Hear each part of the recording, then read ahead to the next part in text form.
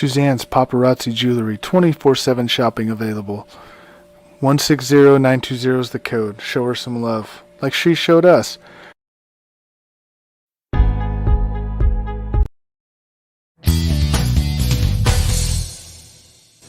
K&A Custom Crafts on Facebook. Pew pew! What is going on, everybody? Welcome to the Coast to Coast Entertainment Network.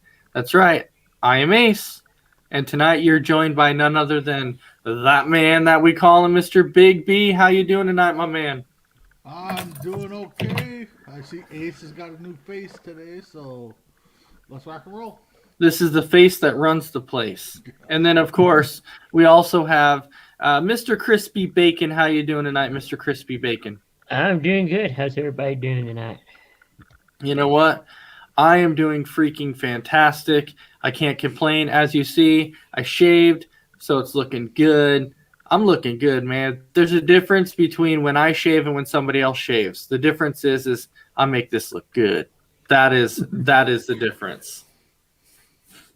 Sorry, you can't pull it off, Chris, but you know what? The shave face, I pull it off. Hey. So anyways, I couldn't even tell you last time I shaved. Well, you're scared because you can't pull it off like me. But anyways, My you're wife, she won't let me. you're watching another episode of Sportsminute, and tonight, we have some fantastic topics for you, some fantastic ones. So the first one I want to jump into, which I'm not gonna lie, it kind of shocked me a little bit when I read about it. And you know what? This actually pertains to college football. So we're going to go ahead and jump into the college football side of things first. So when we look at the college football side of things, it came out that yes, the committee in college football came out and stated and said we can crown a college football champion by forfeit due to COVID if it comes down to it.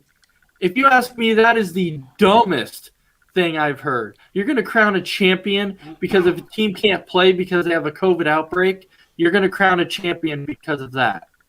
And so my question to you, Big B, what is your thoughts on that? Is that not like one of the dumbest things you've heard?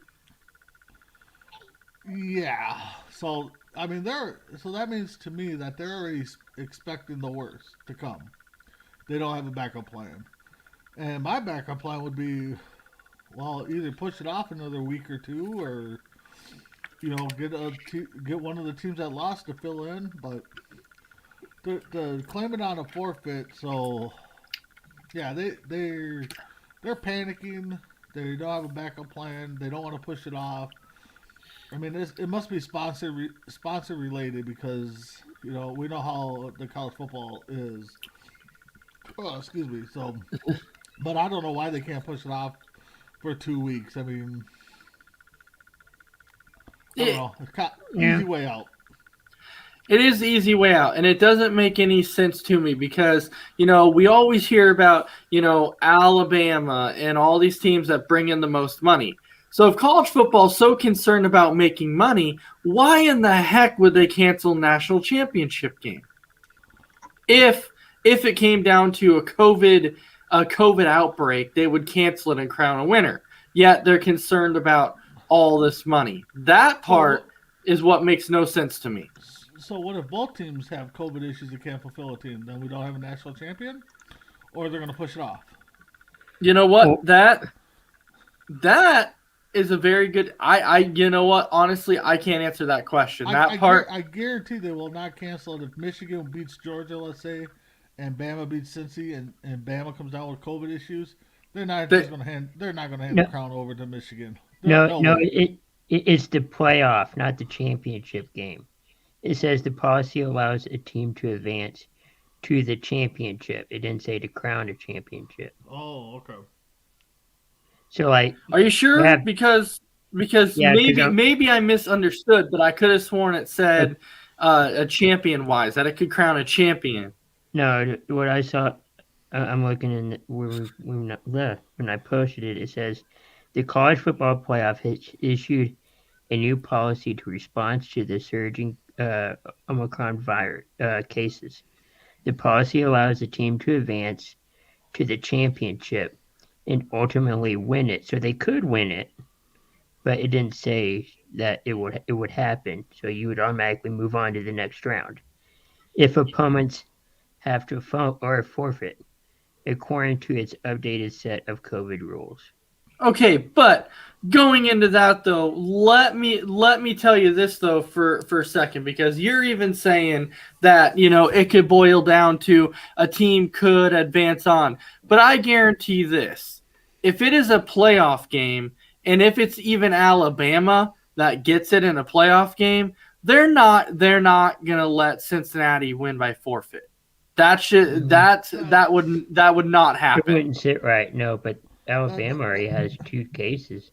But that's my point, though, is what I'm saying. There's no way that they would allow that to happen. I think a team will go, I'll take a win. A win's a win, but I don't want to take it that way. No, but that's not my point, though. My point is, yes, a team would take it for sure. But what I'm saying, though, is that the college football would never allow Alabama to have to forfeit a game because of what Alabama means to college football. They're coming out and saying this now, saying a team could advance, but in reality, there's no way if it's Alabama that they let this happen.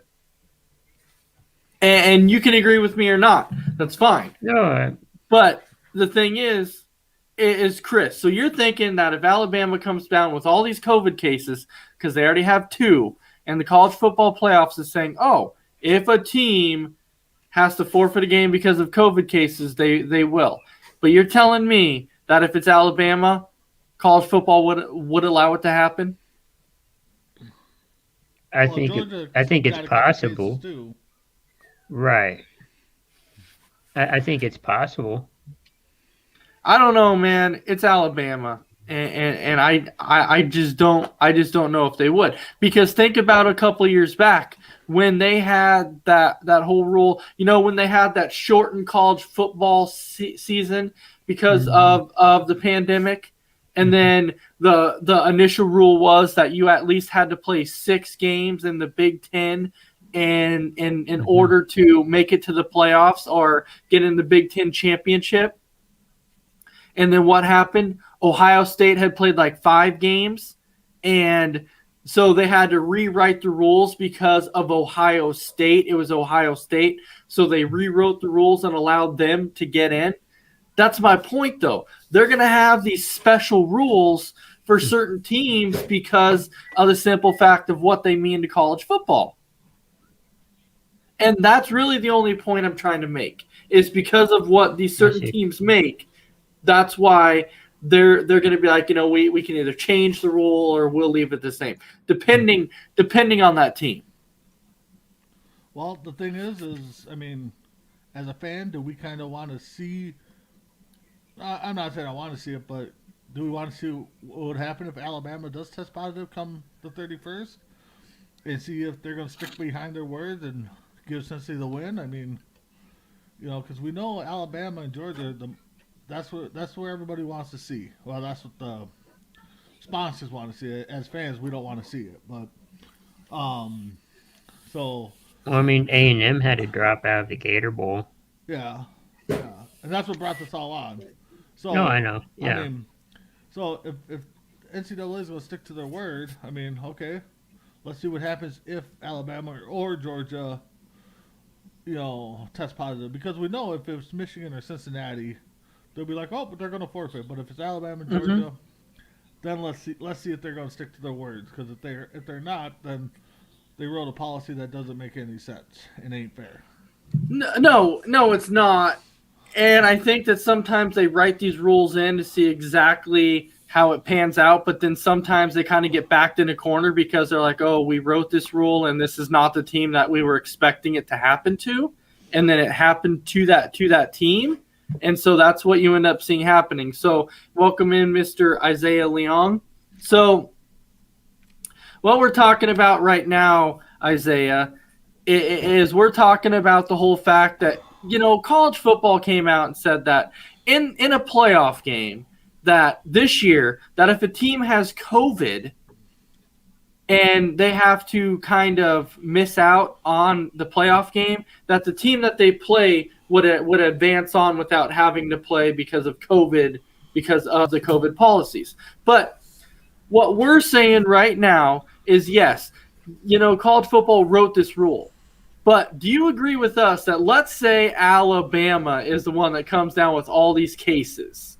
Do you really think that college football would be like, oh, Alabama has to forfeit because they have all these COVID cases and they can't play? There's no way that college football would allow Alabama to have to forfeit a game. Well, first of all, let me say this. It's good to join you guys from the airport. I had a long work day, so it's, good to take a back seat and relax. Secondly, Adam, the reason why I was frowning earlier was because, I thought your son took something and it made him grow up 10 years, because I thought when I first saw you on your screen, I thought it was your son that was on, but not you. Yeah, your whole beard and mustache and everything is gone. So that's really awesome to see. But about back to the topic, I don't really think it's fair, because I think that, these teams work so hard all year long just to get to this point, and for it to get taken away just like that because of COVID issues, I don't think it's fair. But, we're living in the COVID world now, so it's you basically have to adapt or die at this point. So, we're back to how it was back in 2020 college football season, where you got a lot of games postponed, last minute cancellations, last minute postponements, and all of that stuff. And, you're just back to it being every day, you just don't know what's going to happen. That's what it's been the last couple of weeks, where every day, you're dang, is this game going to be canceled? Is this game going to be postponed? Is it going to be postponed? I don't know. And that's kind of where we are right now. So, it's not fair, but I understand why the NCAA has to do it like that, because, we're in that adapt or die type of world right now. And that's kind of where I stand on this. Yeah, but do you agree with what? All right, he left for a second. Yeah, he left. I'm sure he'll probably be back. So we all agree that if it's Alabama, we could potentially see a different rule come in at this point, to where they might say, hey, you know what? Instead of a forfeit, we're gonna postpone the game. Yeah. If it's Alabama, Georgia, I want to see what happens. Yeah. If it's Michigan, Cincinnati, we know what's going to happen. They're going to forfeit. So. Absolutely. All right. So while we're waiting for Isaiah to come back, let's go and welcome in Christy Wilson. She's leaving a comment saying, we're in limbo right now. Well, Isaiah is back. So, Isaiah, the question that I was starting to say before you had to drop off the screen was, let's say that team is Alabama, or that team is Georgia. There's no way that college football would make Alabama forfeit a game because of COVID cases. They would somehow come up with a special rule to be like, well, it's Alabama, so we're going to let them. We're not going to postpone it. We're going to reschedule. Would you agree with that assessment? Oh, yeah, definitely. I think the Alabamas of the world, Georgia, Ohio State, but they're not in the playoffs. I think those are some of those teams that get special treatment when it comes to college football, and special, some of the rules don't apply to them. So yeah, I definitely could see it. But the NCAA just really hasn't, they haven't really rescheduled anything during this COVID world. We haven't seen a major playoff game get pushed back yet, or they've done something. What I could see, however, is I could see the NCAA just hiding, if there is positive cases, I could see the NCAA just hiding it, and then we will find out couple days or a month after the game was played. Oh yeah, absolutely. All right, so we can go ahead and jump into our next topic, which when is the national championship game? It's in June. July. June. I was going to say June. January. So is it the 10th or the 17th? I want to say that. On Monday, right? Yeah. I want to say it's the 7th. I'm going to double check that. So realistically, just a quick thought here. they play on Friday. Let's say they have to postpone a game. They could play probably Monday the 3rd and then still have enough time to get ready for the national championship game. If it's on the 10th or 17th. I mean, so It's January 10th. It's January 10th. So if they could push it back to, like Monday or something. It is a Monday. Yeah. Well, no, I'm talking about the playoff. The following? Okay. All right. Well, so welcome in James Gonzalez. He's here. Welcome in Chardol. He's also here. All right. So let's go ahead and jump into our next topic, which this next topic to me was kind of interesting. I believe that this is the Le'Veon Bell topic. Yeah. No, Big B, what was the next topic? You can introduce. The next topic was going to be the NHL postponement. Correct. Okay. So speaking of COVID, and that's why I went back to back on this, because we saw that the NHL has currently put a hold on the NHL season because of COVID cases. Now, we also heard that from the NFL, instead of rescheduling the games that they rescheduled for, for Monday, and then they had the 2 games on Tuesday, we also heard from the NFL that they almost didn't reschedule those games. They almost just postponed and canceled those games and gave the other teams a loss because of COVID reasons. But are you guys kind of surprised? And I'll start out with Big B on this one. Big B, are you kind of surprised in a way that other sports did not follow in NHL's footsteps? They should have. I mean, how long is the postponement for? Up until Monday. Yeah, so they postponed it for like close to a week, I do believe, and then they were going to come back out. So, I mean, the one thing that saves the NHL is that they're not going to play hockey in the Olympics, so they could make up those games during that lockdown or the shutdown for the Olympics. So that saved them. I believe other sports, especially basketball, should have postponed some games or some weeks and get everybody back to healthy. Football, on the other hand, I mean, they only play once a week. Typically once. So I think they could have reworked the schedule and played a Tuesday game, Wednesday game. So I think NHL is doing what they can. I don't think the NHL or NFL should suspend any play right now, because now you're getting into the playoff season. So, they can work things out. But, yeah, I definitely think for sure the NHL and NBA should put a lockdown right now until the new year, or maybe midway through January, and get everybody back healthy and get some regulations.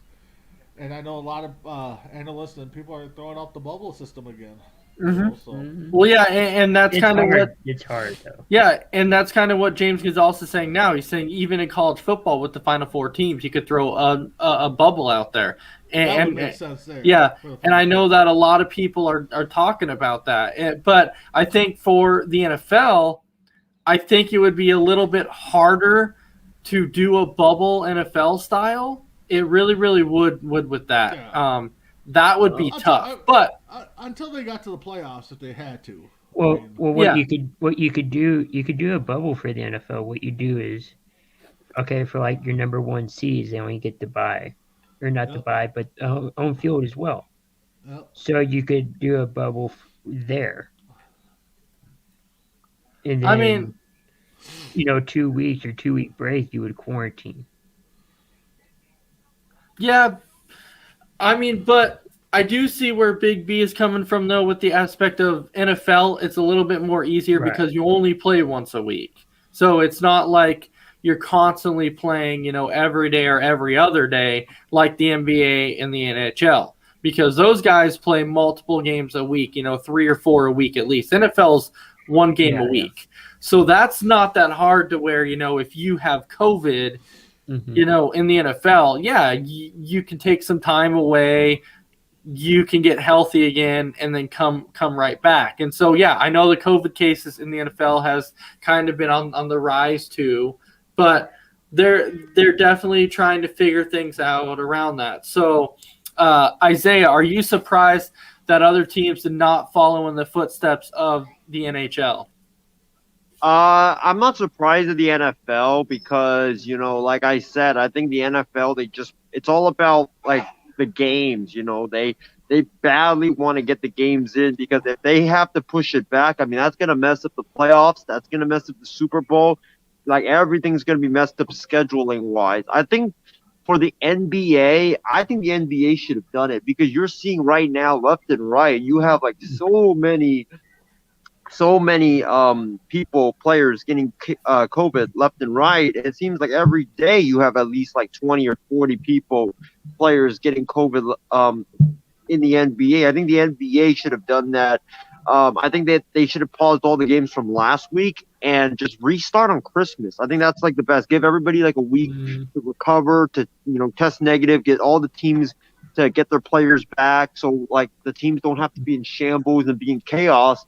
And I think what the NBA also should have done, and I think this is probably like super extreme, but I think the NBA needs to do this, and that is, I think that they should have um, gotten the second half of the season, and just I think they should have scrapped like the original schedule, second half of the season, and just rescheduled it after like the break. So because like last year, like there was a period where the second half of the schedule would come out Right. last season, and then or they'll make it like, I think they would have a week off, and then they'll make it in the All-Star break, and everybody will get their second half of the season schedule. And I think that they should have done that this year because right now everything's in flux, and we don't even know if by the time, let's say, February hits, we don't even know like how bad the COVID cases are and how everybody's gonna be able to travel left and right. And if if it gets bad, then who knows? Maybe we will have to press pause on the season for a bit. Yeah, but it's just like James Gonzalez saying, when it comes to the NBA, they could have done what they did a few years back and take a few weeks off. Go ahead and take a few weeks off, let everybody kind of quarantine, catch up, and then get back on the court. If you have to extend the season a little bit more, you have to extend the season a little bit more. Or like what Isaiah was saying, you start making the schedule with teams that are travel-wise closer, so you're playing different matchups and stuff, You're probably going to see Minnesota play Detroit a little bit more, Chicago, Milwaukee. They're not going to travel out east. They're not going to travel out west. They're going to stick around the Midwest. So I think you would. I think you should have started back. I take the pause and started back that they Monday should take a after pause. after like New Year's, maybe on the 2nd or something. I don't know. And then Chardell's comment there about why do they have to postpone? It's for safety. Safety reasons, yeah. They don't. They're trying to stop the spread of it, which we all are. So Everyone's trying. yeah, Everyone's trying. We're all navigating like this differently. The NFL got hit pretty hard Monday. I think there's like 50-some cases Monday that people tested positive for. So that wipes out like one whole team if it was one team. I mean, look at what was it? The Browns had 22 people out. The Browns had at one point the Browns were up to like 24, 25 cases. I mean, the Rams were up to 30. Yeah. And so Sean McVay at one point, going into that game on Tuesday, he said his biggest concern was he was worried if he was going to even have a team to put on the field because he didn't know if he was going to even have a team. Well, you can thank the PA. I would say sorry, Chris, go ahead. I was going to say you can thank the Players Association for rescheduling that. Yeah. Oh, yeah. And I would say if the NFL wants to postpone the next 3 weeks, let's say, then you make a playoff format where you get it down to 10 teams apiece on each side. Right. Yeah. I mean, you can keep it what it is and then just add one more team. Yeah, add a couple more teams. I mean, but I don't think the NFL is going to postpone. I mean, the races are close right now. It would be shocking if they're like, well, we're going to postpone the last 3 weeks. We're going to do a 12-team playoff, come January. But I mean, we all want our teams into playoffs and all that, but we want safety first. So Exactly. Exactly. I was just say weirder things have happened, but if they do postpone the season, especially with the Lakers, they should look at the Lakers and say, "You guys are done automatically. You guys are out. You guys aren't going to be in." And so just kick them immediately out, send them packing, and then replace them with somebody else. A good And who team? knows? Yeah. Stick him with somebody else because obviously Isaiah's 70-win season didn't pan out for him. That hasn't Hey. even. We're missing like half our team, man. Like half of our Yeah. all of our Hall of Famers are gone right now. And you really think Hall of Famers. you think that was going to make it wasn't making a difference when everybody was there. What- And the what- problem is, and the don't problem forget, our is, Rookie of the Year's not there too. and He's not Isaiah, gonna this be- is the problem that we were talking about right here. When people were hyping up this team, we said, who's going to stay healthy? We knew nobody was going to stay healthy. They're old. They're all old, and they can't ball anymore like they used to. They're gonna be hurt all season, so get used to it because it's going to happen. They're not going to stay healthy. But now we can go ahead and jump into our next topic, which is the one that I was going to mention about. So Le'Veon Bell.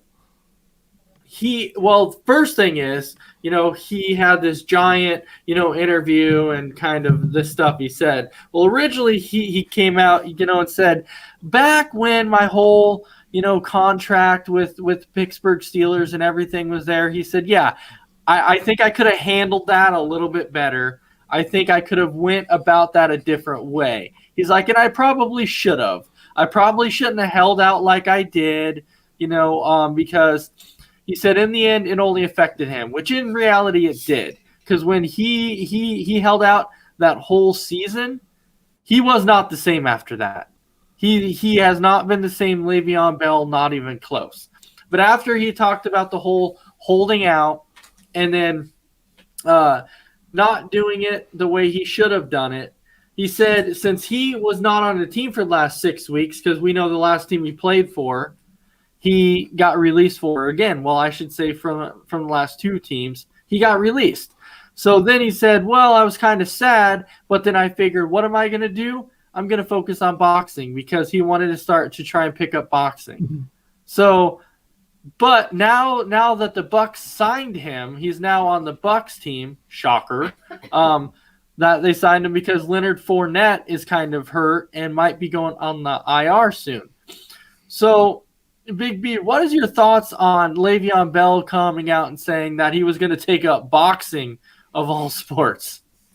Let him go chess box. I don't care. Let him. Yeah.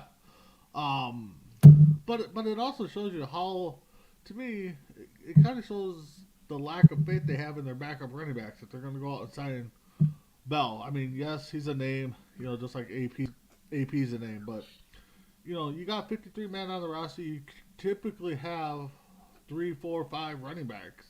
You cannot tell me you have faith in none of them. So, but if he wants to go box, then don't sign the contract with the Buccaneers. Would he have signed the contract if it was the Lions, Houston, Minnesota, the Jets, Jags? I mean, you sign with the playoff contending team. I have no respect for that. I mean, you want to show me respect? Go sign with Washington. Go sign with a fringe playoff team. I mean, you're making it easy for yourself to get that ring. Yeah, and what's going to happen? What's going to happen when Leonard Fournette comes back? Is he going to get cut? Because at that point, you're going to have Leonard Fournette, you're going to have Ronald Jones, you're going to have Giovanni Bernard again. Yeah, So, exactly. at that point, what's going to happen with Le'Veon Bell? He's probably going to get cut. And so, Le'Veon Bell, huh? I want to mention a comment here from Justin. I can tell you right now, Bell's not scared of Jake Paul. No, he's Who has not. Jake But Paul even fought, man? Come on. all right, I give Paul the credit. He's making a name for himself. But yes, go fight somebody that's worth some airtime, and then get back to me. So, Isaiah, I'll go to you next on this. What is your thoughts on Le'Veon Bell talking about retiring and then taking up boxing? Well, right now I'm surrounded by a whole bunch of, airplanes that I'm looking out, and there's like another airplane that's coming down the landing strip. And my thoughts on it is this. Well, Le'Veon Bell taking up boxing is like me thinking that I'm good enough to be a flight attendant or be good enough to be a pilot. Well, when I'm clearly am not qualified and clearly am not able to do it. I just think it's absolutely silly. That's why you saw me laughing like I did earlier when Ace, you were introducing the topic. I think it's a stupid idea. Like, dude, I get why they're trying to do it because it looks cool on TV, right? It looks cool. Like, everybody watches the TV. They watch Manny Pacquiao. They watch Canelo. They watch Floyd Mayweather. They watch Conor McGregor. They even watch, Muhammad Ali do it right now in the boxing ring. And they're just like, man, like I can do that. If they can do it, I can do that. Like, how hard is fighting? I'm telling you right now, it is really, really hard. You looked at Nate Robinson. He tried to do it. He failed. Frank Gore tried to do it without any previous fighting experience. He failed. He looked like trash out there on the boxing ring on Saturday night. And then you have like many other guys that just don't have any fighting experience trying to do it and just getting like completely knocked out. And, I think it's like a silly idea. I think it's a stupid idea. All right, Chris, how about you? Yeah, I don't know if it's a stupid idea. I think you may try, maybe a few times, and your first couple times, you're probably going to get knocked out, and it's just a way to get into training. And I don't know if he's going to do it professionally or just, like on the indie scene, so to speak, and do that. But I know it's a good way to train and keep your body in physical shape. So No, but maybe this he is just wants typical. to do that. It used to be if you played football and you didn't make it, you would try and go join baseball or a sport like that. Because most of these guys, when they're drafted in the NFL, the other sport that they played was baseball. That's generally what it was. And then you always hear, oh, they could have got drafted in the MLB. Or they could have got drafted in the NBA. But now it seems like these football players are starting to either A, take up UFC and cage fighting, or B, they're wanting to box, which I'm like, what changed now? Why is it now cage fighting and boxing as opposed to where it was before with baseball and NBA? This kind of seems to be where it's going. James nails the point. It's about the money. Easy money. Easy Well, money. that's true. That's true, You too. know? I mean, Well, look yeah. at Floyd Mayweather. I mean, he Yeah, gets you look at the guy. I forget the guy's name. Defensive tackle that like got suspended for the NFL and then went to the UFC. Gregory. Yeah, him. I think he went to the UFC and he's having like not a lot of success, but he's having some success, and I think they get paid like what right now in the NFL. If you're not like that big time star player, you don't get paid a lot. You get paid like a little bit, but if you go to the UFC or you go to boxing, I mean, you can make like hundreds and millions of dollars, and you get pay-per-views as well. So I think that's why like a lot of these football players are making the transition to combat sports. And I also got to say one thing. In my earlier remarks, I said that Muhammad Ali was still fighting. Yeah, you got to excuse me on that one. My brain is kind of fried right now, but I've worked 9 hours just now, so yeah. His Right after cousin, 9 his hours? cousin's in it. His cousin's in it now. Yeah. Mm-hmm. Yeah. Yeah, but you even see Frank Gore, who got He's not real in good at it, but he did it. Yeah. He did it, but he wasn't very good at it. I just saw a report Nate Robinson's still knocked out after the one match he had. Right? Oh yeah. I mean, he was absolutely knocked out. Yeah, I haven't He's even still seen knocked him out. since the fight. He hasn't He's still appeared knocked like. out, I'm telling you. So the next topic we have is kind of a fun topic. Yeah, it's a fun one. Which The next one is your top greatest plays of all time. And the only reason why I did this one is because I don't know if you guys saw, the other day that Isaiah decided to post this little thing in the chat that talked about, Clark's catch in the back of the end zone for the San Francisco 49ers. And he's like, is there a more iconic play? And I'm like, actually, there is. There's several more iconic plays than the Clark catch in the back of the end zone. And I could think of several of them off the top of my head right there. And so that's why I said, you know what? Let's come up with your top 5, all-time sports plays of all time. And so, Big B, I'll start with you. What is your top 5 greatest, catches or dunks or whatever it is of all time? Your most top 5 iconic plays. Man, it's tough to narrow them down because you got the Music City Miracle, you got the Minneapolis Miracle with the catch by Diggs. I would even, because I'm a homer, throw Puckett's catch in Game 6 in there.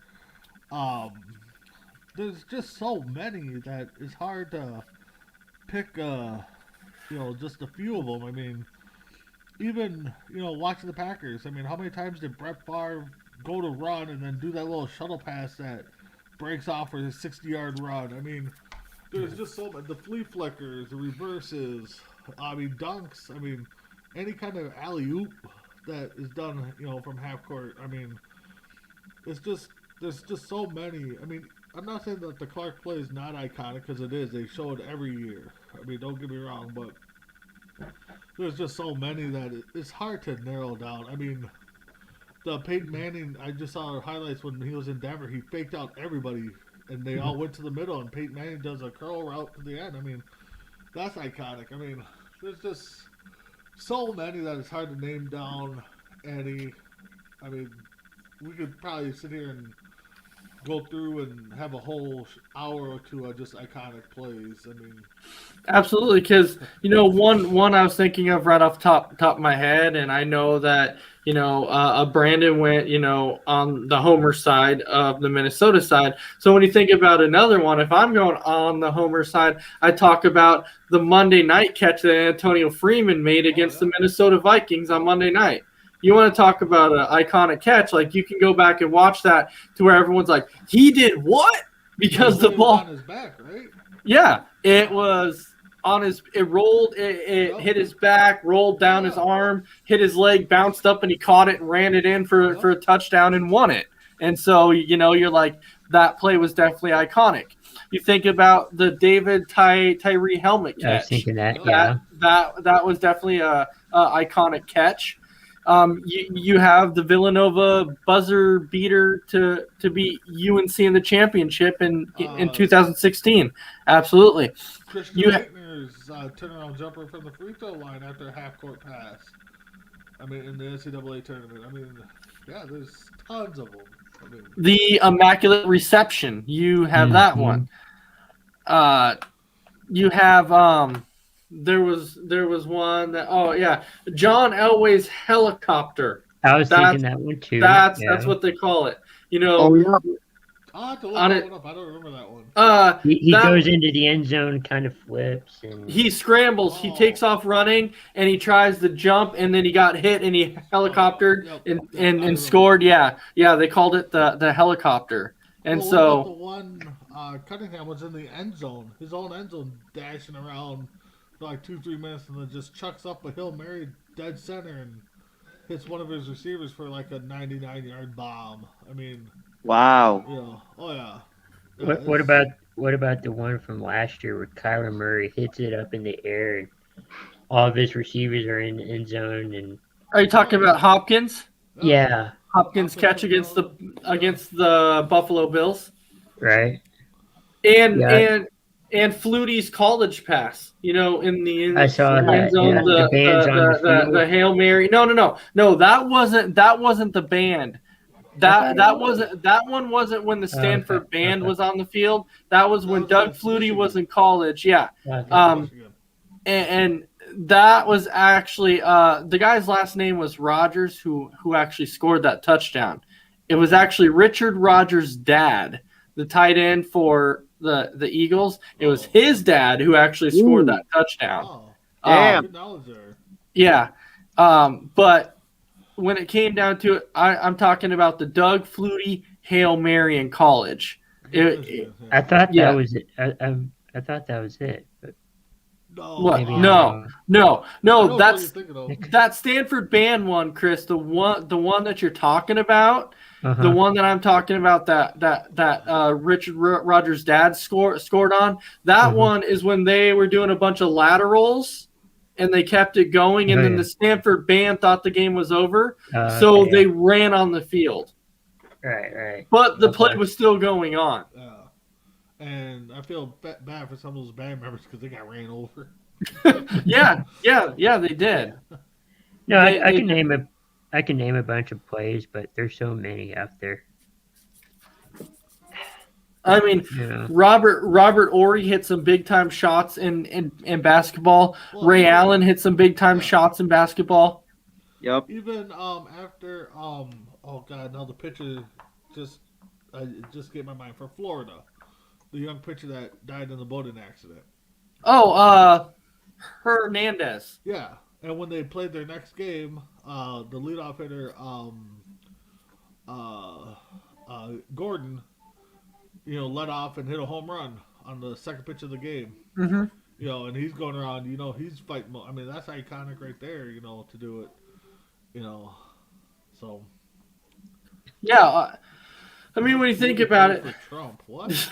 I don't know, but yeah, there was definitely a lot of iconic there's plays that you could definitely think about, and it would probably be hard to say, which one is the most iconic of all times. And James Gonzalez is talking about the Kirk Gibson home run for the Dodgers. Yeah, that was iconic. You can even talk about Babe Ruth called, huh?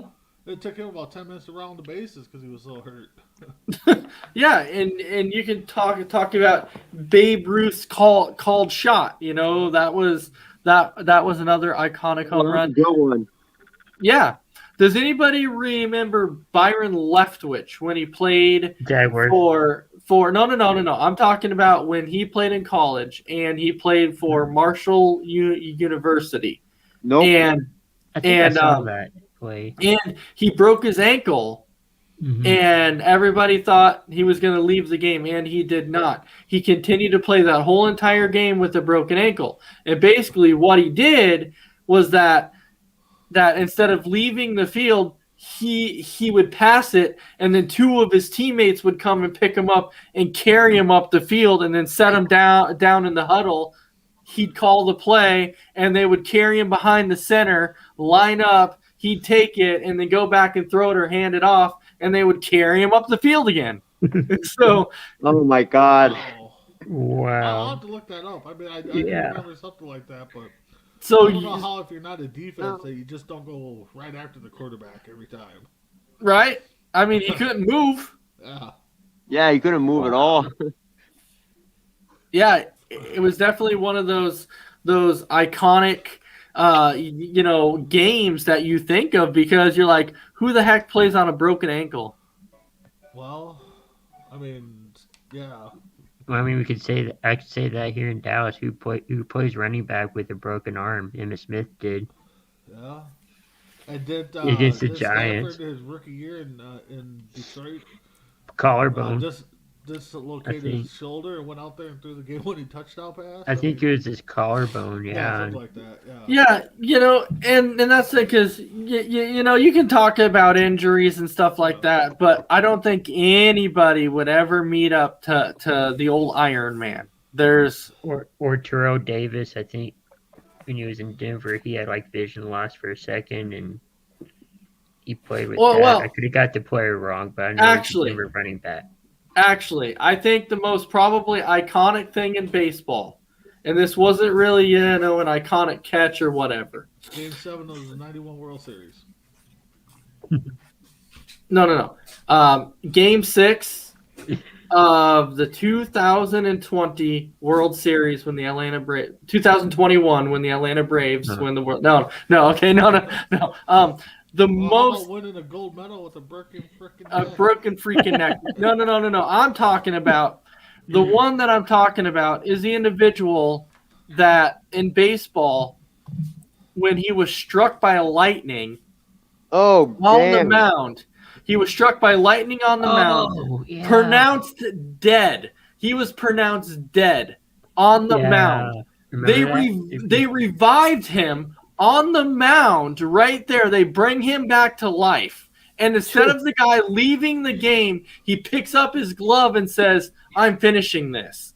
Oh, Stays damn. on the mound and finished pitching the game after he was clinically dead. And they brought him back to life and resuscitated him. Raymond Cladwell. Yeah. Can you imagine that? Raymond Cladwell, pronounced dead. They resuscitate him on the mound, and he gets up and finishes the game. Well, I think I could do that. What? Yeah. What? Along with the 80 hot dogs. Yeah. But I'm saying that was probably one of the most, like, can you imagine as this guy's teammate? He gets struck by lightning. He's on the mound. He's clinically dead. They bring him back, and then you're like, okay, let's bring in the bullpen. And then all of a sudden he jumps up and says, "Nope, I'm good." And he goes out there and finishes the game out.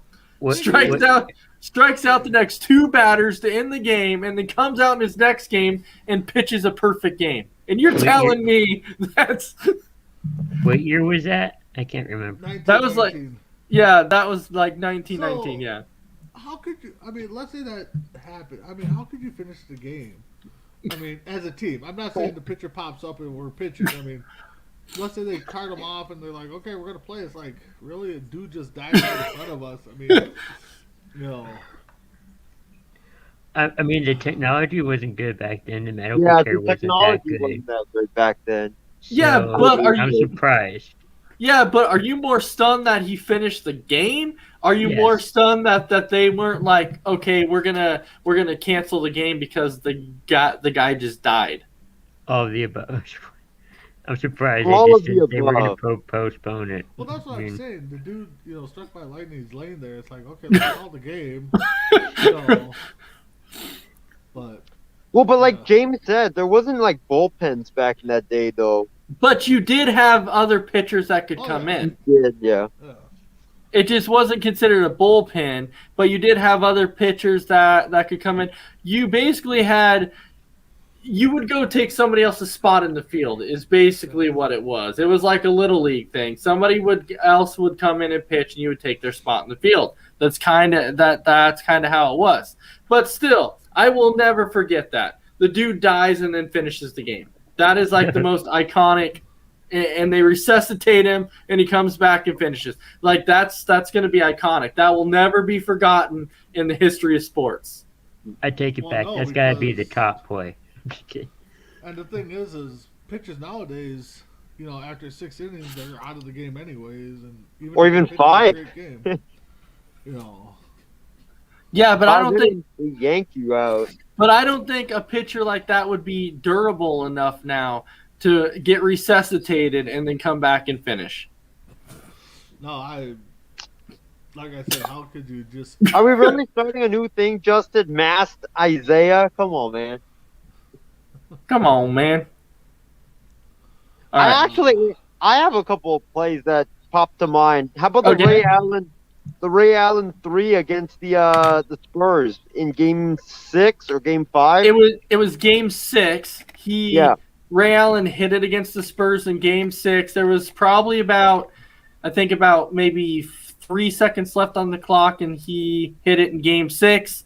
And then and that was a game that actually the Spurs had won. All they had to do was make a few free throws. They missed them, and then Ray Allen gets that big shot in overtime, and then it goes into Game 7, and then we know what happens in Game 7. The Spurs end up losing in Game 7 when the Spurs should have won it in Game 6. So, well, there also was another play that just happened last week that was very iconic as well. And if you're talking about, don't even talk about the Austin Reeves play. Don't even do it.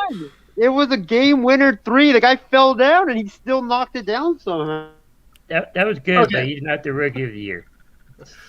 So I don't we know. have a comment here, and this is a comment that I completely disagree with, to where Justin Bossman is saying Curry is not clutch. He's clutch. He's clutch, but I take Ray Allen over him. No, but when it comes to it, though, we're not talking about, is who's better clutch player. But Curry is clutch. Curry can be a clutch player. If you need somebody to hit a big three, Curry can do it. Now, when it comes, so when it comes to one of the most clutchest guys in NBA history, number one, it's going to either come down. Well, that could be debatable because number one, you can either come down between Ray Allen. Ray Allen's definitely clutch. That dude had a lot of clutch shots. Or big shot Robert Horry. Yeah. That dude had more clutch shots than anybody I've seen. That dude could be so clutch, so money in so many different games. That dude was flat out clutch. Out of all the guys that we just named, I think if I had to give a shot to anybody, I think it would be Big Shot Bob. Yeah, that dude was clutch. I think I would have to give it to him. If I had Ray Allen and Horry on the same team, I think I would be like, Horry, you're taking the shot. He just seemed like he was always clutch. Well, yeah. It'd be a tough call, but I mean, are we only talking about Curry and Ray Allen, or are we talking about other clutch? No, we're just talking about right now. We're just talking about clutch players. We're not talking about just Curry and Allen, huh? How about the late great Kobe Bryant? He was clutch, but let me ask you this: who has hit more clutch shots than Big Shot Robert Horry? Who's done it? The Big Shot Bobby. For the Lakers. Big Shot Bob. Who was more clutch than him? Well, I mean, it's really debatable because Horry did hit a lot of clutch shots. Exactly, he did. Kobe also hit a lot of clutch shots as well. I mean, that iconic step back three to win the game over Dwayne Wade and one other person, Mario Chalmers, I think. That one was super clutch as well. But Robert Horry has hit more clutch shots than anybody that I can remember. And the thing is Robert Horry, wasn't a guy that would put up, 30 or 40 points every game. But if there was a game on the line and you needed somebody to take a big shot, people would look at Robert Horry and say, put the ball in his hands. We want to give him the ball because he has that clutch gene. He's definitely there. You wouldn't put in Michael Jordan? Well, Michael Jordan was clutch. He was clutch. Well, but MJ needed Steve Kerr and he needed other players. Oh my gosh. Let's not. Okay, hold on. Kobe Bryant only had 26 game-winning shots in his career. You're telling. Oh my gosh. Well, that's why for me, I would I'm not being biased, but I would take Kobe over MJ. But that's my that's because I was only born in 98, so that's why I only had when MJ. By the time I was born, MJ was already either retired or he was with the Wizards years. That's when I remember MJ. So for my lifetime, I only got a chance to watch Kobe for the most part of his career.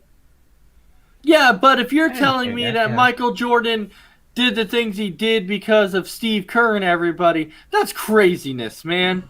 That is crazy. You don't become one of the best players in NBA history because you had help. No freaking way. Scottie Pippen? Who was that other guy?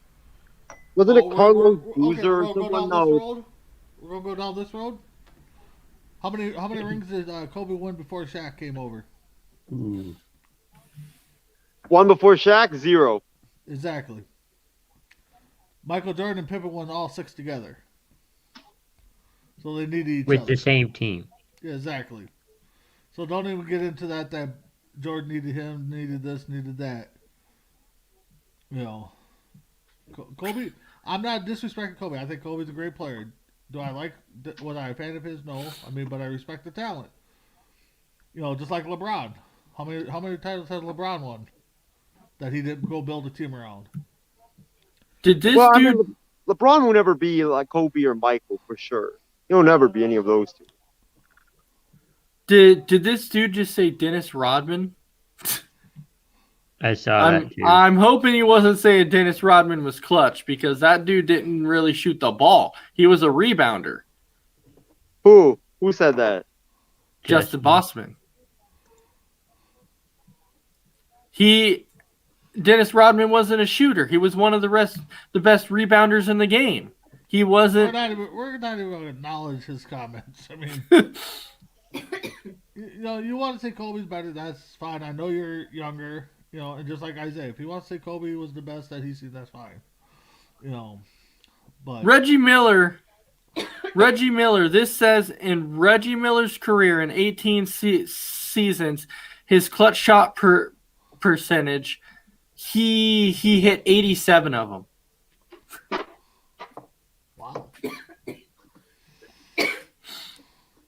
That is crazy. And there's no way Paul Pierce was clutch. I'm sorry. Paul Pierce, yeah. Justin said Paul Pierce. That was another one he said. Paul Pierce, yeah, but he's definitely not, the clutchest player by any mean. They have Kawhi Leonard. They have Larry Bird. That was back then. They have Kobe Bryant at number 12. They actually have. There you go, James. Reggie Miller was clutch, but James West was named Mr. Clutch. Wasn't it? They have Kevin Durant at number 11. That's crazy. Dirk Nowitzki. I completely forgot about him. Yeah, I was thinking that, but every time I saw him, he wasn't. Hakeem Olajuwon. He was there. Olajuwon clutch, blocking maybe. Kareem Abdul-Jabbar. Oh, the famous hook shot. Tim Duncan. Duncan down low. I'd say Duncan was clutch for being a big guy. Olajuwon, I don't think so. I don't know. Yeah, I'm gonna have to defer to Big B and Ace and Chris on Olajuwon because I didn't even watch him play. Or when I did, he was already with the Raptors. Which, when you look at the greatest clutch shooter of all time, who the NBA has listed as the greatest clutch shooter of all time, they have Michael Jordan sitting at number 1 as the greatest clutch shooter of all time. Because he did it in big moments. I mean, he did it in the finals. He did it in the playoffs. Reggie Miller did a lot of his during the regular season playoffs. You're going to remember those clutch moments when they mean something. Yeah, but is there going to ever be a time, though, to where if a game's on the line that you're not going to want to give the ball to Michael Jordan if the game is on the line? No. If the game is on the line, you're going to want to give it to Michael Jordan. You're going to want to. Here's one thing I'm going to debunk about Justin's Paul Pierce as a clutch winning line. He only had 10 of them in his career. Who? Paul Pierce. Yeah, so that's not clutch.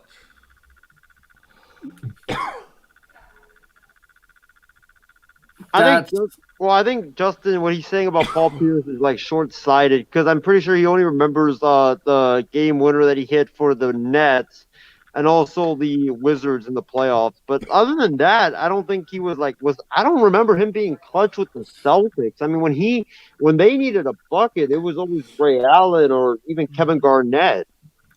Yeah, and James, you're talking about not a clutch player either. And James Gonzalez, you're talking about the buzzer beater that Michael Jordan hit against the Utah Jazz in the NBA Finals. It was which the thing is, it was a game 5 because they ended up winning it in 6 games. Well, he's never had to go to a game 7 in the finals. He's never gone to a game 7.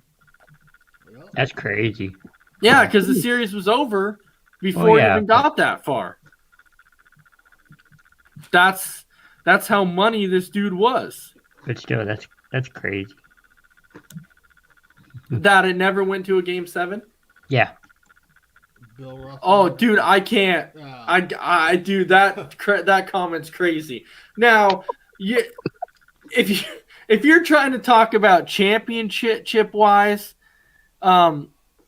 it's Bill Russell has more rings, but that's also because he has rings as a coach. That's why he has 11 rings. He has 11 rings between a player and a coach. And yes, James Gonzalez, I agree with you. LeBron James passes on buzzer beater attempts. He does. LeBron James does not try and take game winners. He passes the ball when the game is on the line. Because you know why? You know why he does it? He does it because he doesn't want people to hate him and hate on him for missing the final shot, for giving him a hard time. So he says, I'm going to go ahead and pass it on to somebody else so the blame can go on them if they miss the final shot, not on myself. Because he wants people to like him and call him clutch when he doesn't take the clutch shots because he's scared to. You know, on the Reeves game winner, was LeBron the one that was there, like that passed it, or was that someone else? I don't remember. Him on the bench or what? I don't remember who. I don't remember who passed it, but that's what LeBron does when the game is on the line. He passes it. He doesn't take the shot when the game is on the line.